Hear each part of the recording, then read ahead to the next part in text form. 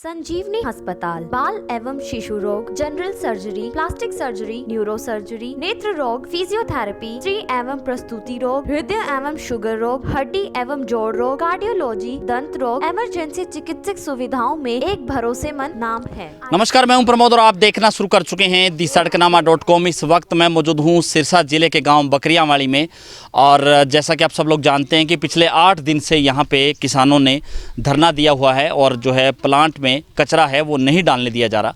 इसका एक बड़ा कारण ये है कि 2006 में शुरू हुए इस कचरा प्लांट में जो है उद्देश्य ये था कि शहर का जितना भी कचरा है वो यहाँ पे लाया जाएगा, उसके बाद उसको रिसाइकलिंग किया जाएगा, उससे खाद बनेगी और जो है सॉलिड वेस्ट मैनेजमेंट जो है ये प्लांट था।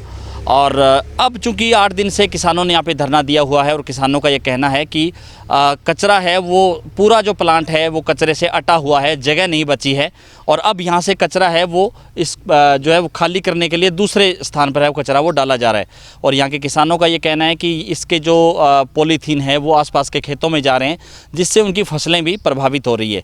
और अब फ़िलहाल जो है पिछले 8 दिन से कचरा जो प्लांट के आगे जो है धरना लगा दिया गया है और शहर का कचरा है वो नहीं यहाँ पे नहीं लाने दिया जा रहा, जिसको लेकर के शहर में जहाँ व्यवस्था है वो गड़बड़ाई हुई है।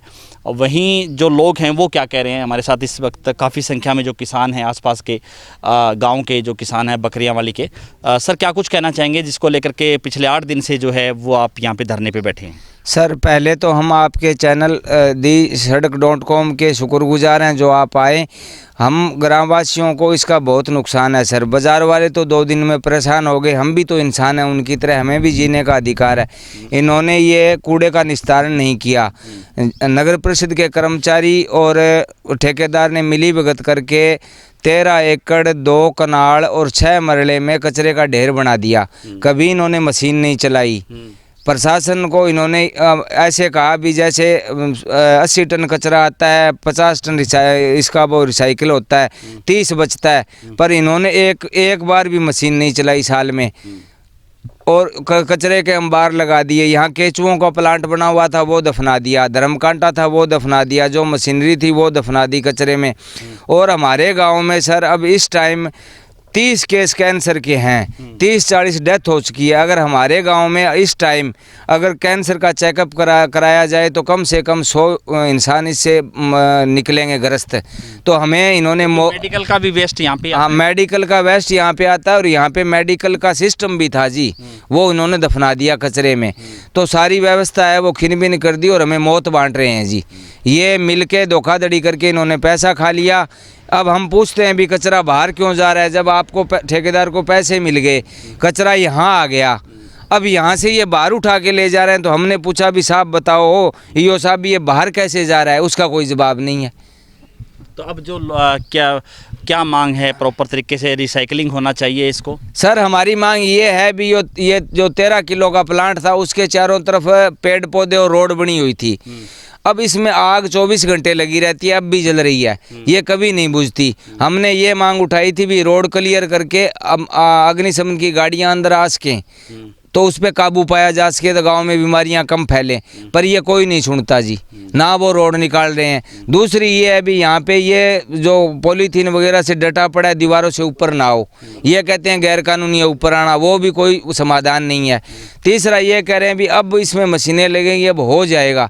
तो इस तरह के आश्वासन इन्होंने बहुत बार दिए हैं, धरातल पर कुछ नहीं है। तब तक यहाँ मशीनें सुचारू रूप से काम नहीं करेगी तब तक हम शहर का कचरा नहीं डालने देंगे। धन्यवाद जी। हाँ जी सर, क्या कुछ कहेंगे सर जिस तरह से आपका न्यूज़ चैनल सड़कनामा.com के लिए जो आप यहाँ पे आए हो, बहुत बहुत आपका धन्यवाद। जैसा भाई साहब ने सब कुछ बताई दिया है जी, बाकी हम आपको थोड़ा सा और अवगत करा देते हैं। ये जो समस्या है पिछले 1.5 साल से बहुत भारी समस्या गांव के लिए बनी है, आफत बनी हुई है जी। इस कचरा प्लांट को हम एक प्रकार से जो है मौत की घाटी हम कह सकते हैं। अंदर जाके अगर आप इसका निरीक्षण करोगे तो 90 फुट तक कचरे का अंबार लगाए हुआ है। तो मैं आपके माध्यम से मैं उपायुक्त महोदय को ये कहना चाहूँगा कि एक बार इसका विजिट ज़रूर करें।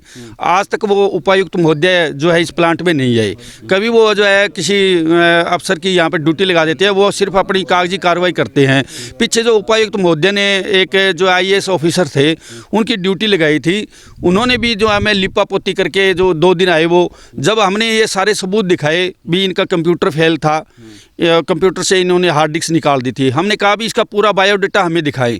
हमारे साथ थे वो IPS ऑफिसर जो थे, IAS ऑफिसर, लेकिन वो जो उन्होंने क्या किया, वो कंप्यूटर उठा के ले गए। वो कहते हैं इसके हार्ड डिस्क में खुद मंगवाऊंगा, इसका मैं पूरा प्रोसीजर देखूंगा, लेकिन आज तक हमें कोई भी चीज़ से अवगत नहीं करवाया गया। रिसाइकलिंग नहीं होता यहाँ पे कचरा? बिल्कुल नहीं रिसाइकलिंग होता जी। यहाँ पर आप देखो भी 80 टन या 90 टन के करीब जो कचरा आता है, वो सारा का सारा जो है एक यानी पूरा का पूरा जो है पहाड़नुमा अंदर बनाया हुआ है। और सबसे ज़्यादा इसमें दिक्कत आ रही है जी, जो मेडिकल की वेस्टेज जो आती है ना, वो सबसे ज़्यादा प्रदूषित जो है वो है। यहाँ पे आप देखो मधुमक्खियों का जो है, देखो आप यहाँ सेकंड में हमारे चेहरे पे मधुमक्खियाँ, ये जो ढाणियाँ आसपास की ढाणियाँ देखो आप, इसके अंदर जो है कोई भी किसी भी प्रकार का फंक्शन हम नहीं कर सकते।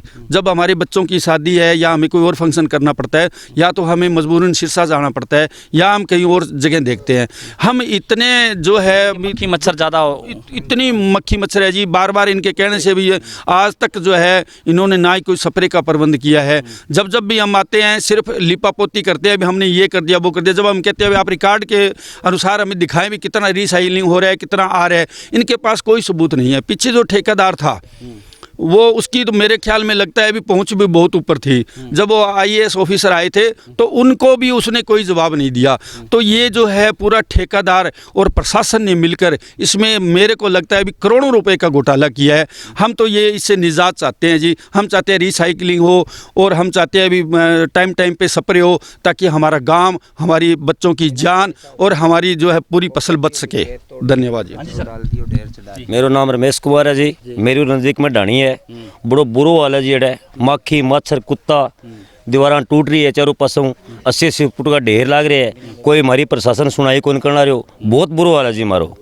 इतनी परेशानी है, सामने रोटी बना सका ने, कुछ कर सका ने, ना कोई मैं फंक्शन प्रोग्राम कर सका। नरमो चुगन मारा चुगारा अणको लग रहा, क्या माना बदबू आवे, 20-20 रुपया किलो देना कर दिया, मैं फिर भी को नहीं आने लग रहा। बहुत बुरा हाल है जी। गाँव में है आज 10 साल बाद में बच्चों जो पैदा हो, मेरे हिसाब में तो सांस को रोगी होगा जी, यही बात है जी। धन्यवाद। तो आपको दिखा रहे हैं कि किस तरह से यहाँ पे अनिश्चितकालीन धरना है वो शुरू कर दिया गया है। और जो है किसानों का ये कहना है कि जब तक इसका रिसाइकलिंग है वो प्रोजेक्ट है वो नहीं फिर से शुरू होता, और इस कचरे को जो है यानी कि पहाड़ बना रखे हैं और दीवार पूरी तरह से टूटी हुई है, जो पॉलीथीन है वो खेतों में जा रहे हैं, जिससे किसानों को भी नुकसान हो रहा है। तो ज़्यादा से ज़्यादा इस वीडियो को आप शेयर जरूर कर दीजिए और कमेंट सेक्शन में आप अपनी राय जरूर दीजिए इस वीडियो को लेकर के आप क्या सोचते हैं। बहुत बहुत शुक्रिया।